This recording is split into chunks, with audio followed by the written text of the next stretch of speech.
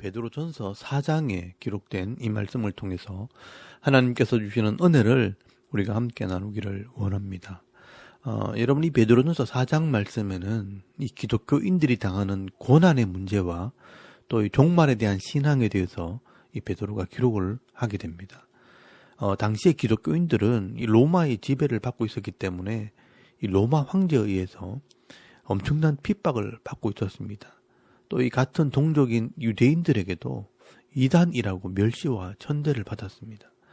그래서 이 베드로는 이런 현실적인 고난이 있음에도 우리가 이 믿음을 끝까지 지켜야 할 이유를 하나씩 설명을 하는 것입니다.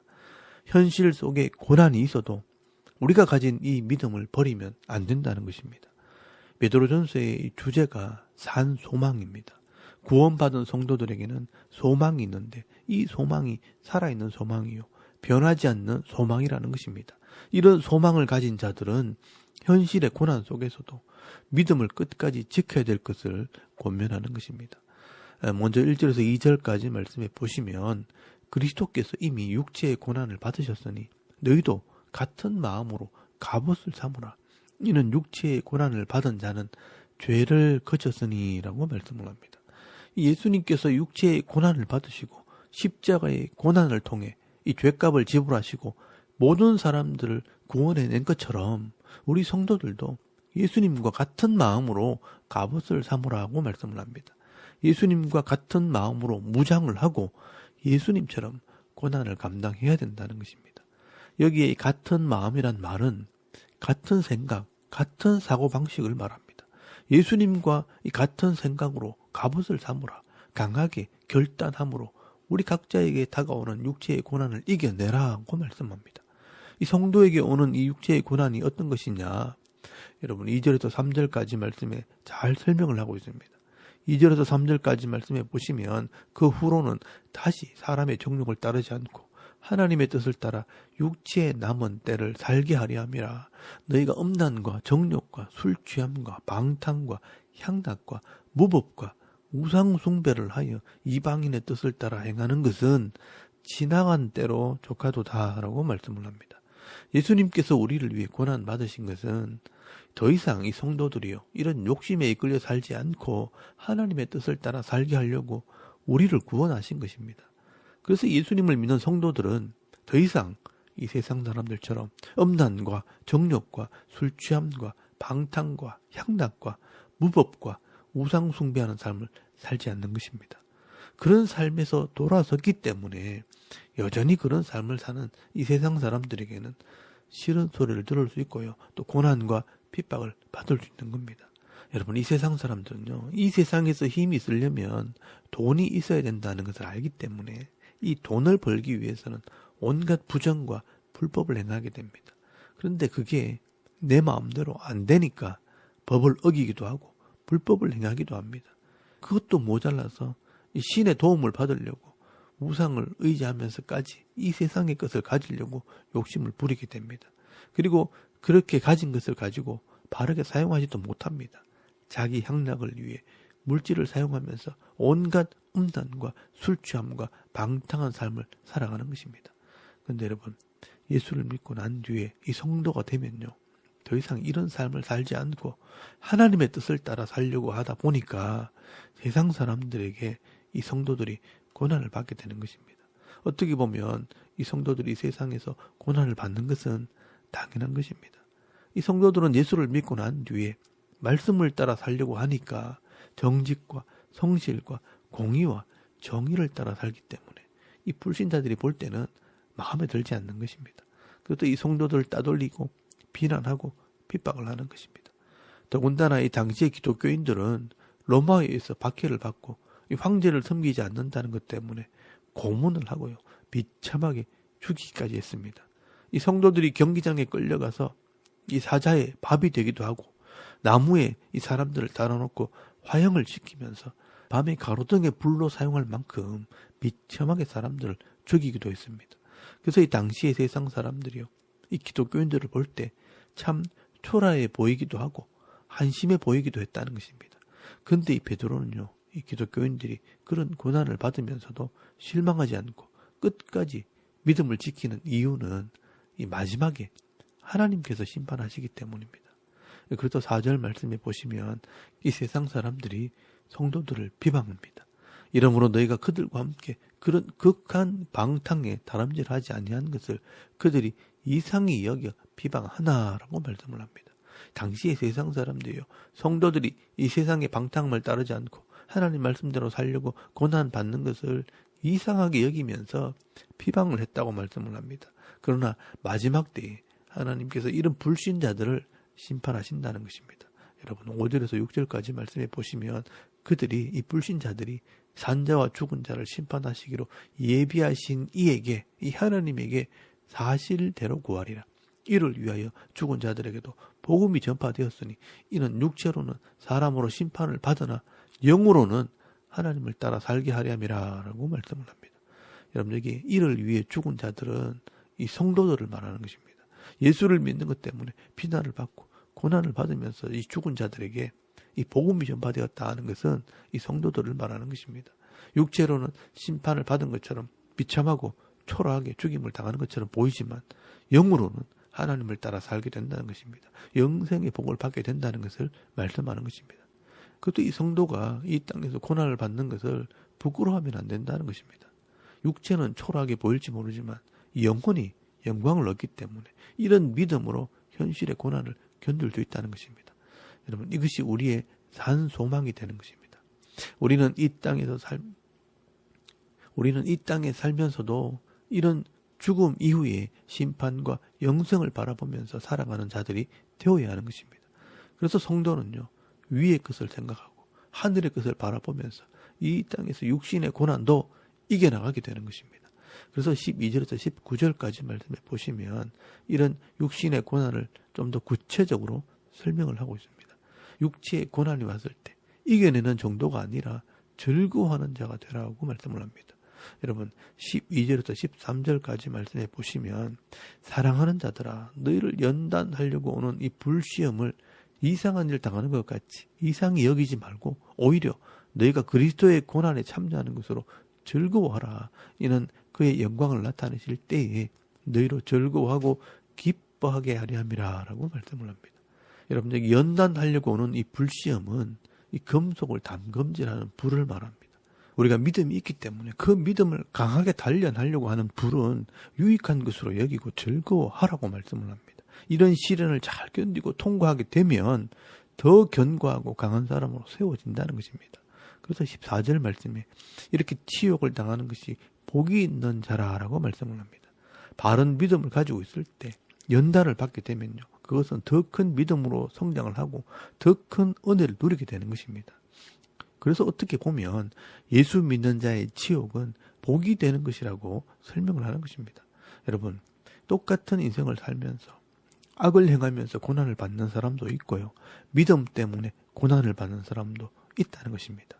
여러분 어차피 인생을 살아가는데 악을 행하다가 고난을 받는 것은 부끄러운 것이지만 믿음으로 고난받는 것은요 도리어 영광이 되는 것이라 우리가 이런 믿음을 가지라는 것입니다. 여러분 15절에서 16절까지 말씀해 보시면 너희 중에 누구든지 살인이나 도둑질이나 악행이나 남의 일을 간섭하는 자로 고난을 받지 말려니와 만일 그리스도인으로 고난을 받으면 부끄러워하지 말고 도리어 그 이름으로 하나님께 영광을 돌리라라고 말씀을 합니다. 이 세상에는 이렇게 자기 자신을 위해 살면서 악을 행하면서 고난을 받는 사람이 있다는 것입니다. 내 유익을 위해 남의 일을 간섭하고 악을 행하고 도둑질하고 심지어 살인까지 하면서 그것 때문에 고난받는 인생이 있다는 것입니다. 그러나 이런 고난은 부끄러운 고난입니다. 그러나 성도는 그렇지 않습니다. 예수를 믿기 때문에 바르게 살려고 하다가 고난을 받는 것입니다. 그렇기 때문에 그 고난을 믿음으로 잘 견디면 그것이 하나님께 영광이 되는 것입니다. 왜냐하면 조금 있으면 우리 삶을 심판하실 분을 만나게 된다는 것입니다. 여러분 17절 말씀에 보시면 하나님의 집에서 심판을 시작할 때가 되었다. 이 마지막이 얼마 남지 않았다고 말씀을 합니다. 그렇기 때문에 오늘도 우리가 세상에서 고난을 당하는 것을 당연하게 여기고요, 내 영혼을 하나님께 맡기라고 말씀을 합니다. 성도가 어려움을 당하는 것은 하나님께서 다 아신다는 것입니다. 그래서 하나님께 맡기는 것이 우리의 신앙이 되는 것입니다. 여러분 19절 말씀에 보시면 그러므로 하나님의 뜻대로 고난을 받는 자들은 또한 선을 행하는 가운데 그 영혼을 미쁘신 창조주께 의탁할지어다 라고 말씀을 합니다. 이 말씀 속에는요, 우리가 믿음이 있기 때문에 고난을 당했을 때 하나님께 맡기고 하나님을 의지하면 하나님께서 반드시 도와주신다는 것이 전제가 되어 있는 것입니다. 우리 영혼의 주인이 되시고 또 우리 인생을 다스리시고 우리의 생명을 거둬가시는 분이 하나님이신데 우리가 그 분을 믿고 의지하게 될 때 우리를 책임져 주시는 은혜가 있다는 것입니다. 그게 이 말씀의 약속입니다. 그래서 여러분, 하나님께서 우리 인생에 시험을 주실 때 감당하지 못할 시험은 주시지 않습니다. 그리고 때로는 피할 길도 주시는 분이 바로 하나님이십니다. 여러분, 고린도전서 10장 13절 말씀에 보시면 사람이 감당할 시험 밖에는 너희가 당할 것이 없나니 오직 하나님은 미쁘사 너희가 감당하지 못할 시험 당함을 허락하지 아니하시고 시험 당할 즈음에 또한 피할 길을 내사 너희를 능히 감당하게 하시느니라 라고 말씀을 합니다. 이 사도 바울의 신앙의 경험입니다. 하나님께서 이 성도들을 부르실 때 그 믿음대로 부르시는데 우리를 너무나 잘 아시기 때문에 감당하지 못할 시험은 아예 허락하지 않는다는 것입니다. 그렇기 때문에 어떤 문제가 생겼을 때 먼저 급부터 먹고 낙심하지 말라는 것입니다. 도리어 정신을 차리고 하나님을 믿으라는 것입니다. 그리고 이 감당하지 못할 것 같으면 피할 길을 내서 능히 감당하게 하시는 분이 하나님이시기 때문에 그 하나님을 의지하라는 것입니다. 우리가 하나님을 의지하게 될 때 어떤 고난도 이길 수 있도록 도와주신다는 것입니다. 그러므로 우리 각자의 삶이 다 다르지만 여러 가지 사람들을 통해 또 환경을 통해 어려움을 당할 때 또 믿음 때문에 고난을 당할 때 하나님을 기억하시길 바랍니다. 하나님께 맡기시면 하나님께서 감당할 능력도 주시고 피할 길도 주신다고 말씀을 하는 것입니다. 오늘도 우리가 이 말씀을 믿고 순종할 때 여러분이 어떤 힘든 고난을 당한다 할지라도 또 힘든 사람을 만난다 할지라도 걱정하거나 염려하지 마시고요. 하나님께 맡기실 때 평강의 복을 받아 누리는 그런 믿음 있는 성도들이 다 되실 수 있길 바랍니다. 그리고 이 중간에 베드로전서 4장 7절에서 11절까지 말씀에 이 마지막 때 성도가 해야 할 일들을 설명을 하고 있습니다. 여러분 7절 말씀에 보시면 만물의 마지막에 가까웠으니 그러므로 너희는 정신을 차리고 건신하여 기도하라 라고 말씀을 합니다. 이 만물의 마지막, 이 종말에 이 성도가 해야 할 일은 깨어서 기도하는 것입니다. 여러분 종말이 가까울수록 감정에 주치지 말고 이성으로 깨어 있으라고 말씀을 합니다. 그래서 이 마지막 때 이 사람들이 조급해지니까 이거 해달라 저거 해달라 욕심으로 기도하지 말고 깨어서 하나님의 뜻을 구하라는 것입니다. 하나님의 뜻대로 기도해야 말씀대로 응답이 되는 것입니다. 여러분 내 욕심대로 기도하는 것은요 우상에게 하는 기도고 세상 사람들의 기도입니다. 그래서 이 하나님의 뜻을 따라 구할 때 하나님께서 반드시 응답하신다는 것입니다. 그래서 이런 8절 말씀에 무엇보다 뜨겁게 서로 사랑하라라고 말씀을 합니다. 여러분 사랑하라는 말은 하나님 말씀을 행하라는 것입니다. 율법의 핵심이 무엇입니까? 하나님을 사랑하고 이웃을 사랑하라는 것입니다.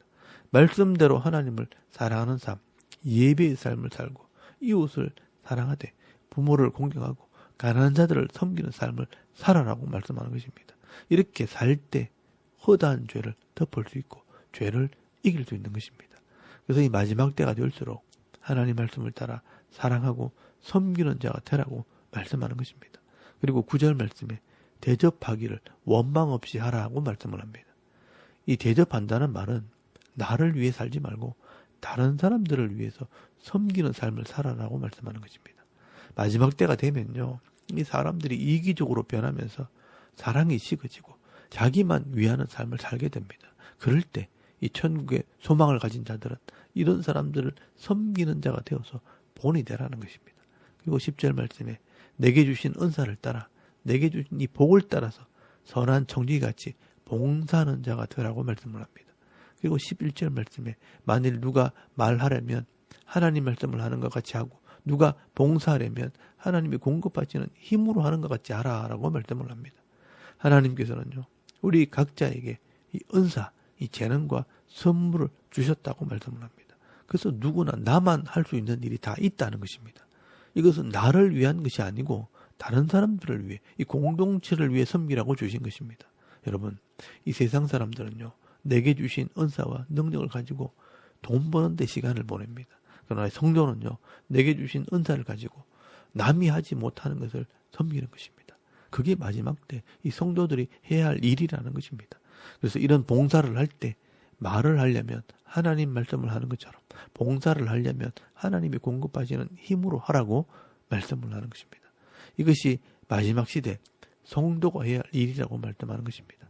오늘 저와 여러분도 예수를 믿고 이 하늘의 소망을 가진 자가 되었다면 이런 일들을 위해 깨어 기도하고 서로 사랑하고 남을 대접하고 봉사하는 삶을 살아가는 그런 성도들이 다 되실 수 있기를 바랍니다.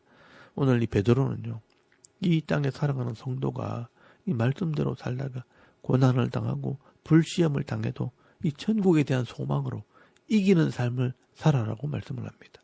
그리고 이 땅에 있는 동안 마지막 때가 가까이 왔으니 기도하고 섬기고 사랑하고 봉사하는 삶을 살아야 할 것을 권면을 합니다. 오늘도 이 말씀들을 기억하면서 내 삶의 현장에서 이 세상이 두려워서 쩔쩔매고 끌려다니는 인생이 아니라 오늘 이 말씀대로 순종하면서 승리하는 삶을 살아가는 그런 은혜가 있기를 바랍니다. 그래서 이 땅에서 사람들에게도 인정을 받고 또 하나님께도 기쁨이 되어 살아갈 수 있는 저와 여러분의 이런 영적인 삶의 모습이 되실 수 있기를 주의 이름으로 축원합니다. 아멘. 우리 잠깐 기도드리겠습니다. 오늘도 고난을 이기며 세상 속에서 기도하고 사랑하고 봉사하는 삶을 살게 하옵소서. 또 나라와 민족을 위해 섬기는 교회와 이 가정과 자녀들의 믿음을 위해서 또 개인의 기도 제목을 따라 기도하고 오늘 하루 삶을 또 시작할 수 있길 바랍니다. 다 같이 우리 하나님께 한번 기도드리겠습니다. 살아계신 하나님, 은혜를 참 감사합니다. 오늘 아침 우리가 하나님을 예배하게 하십시오.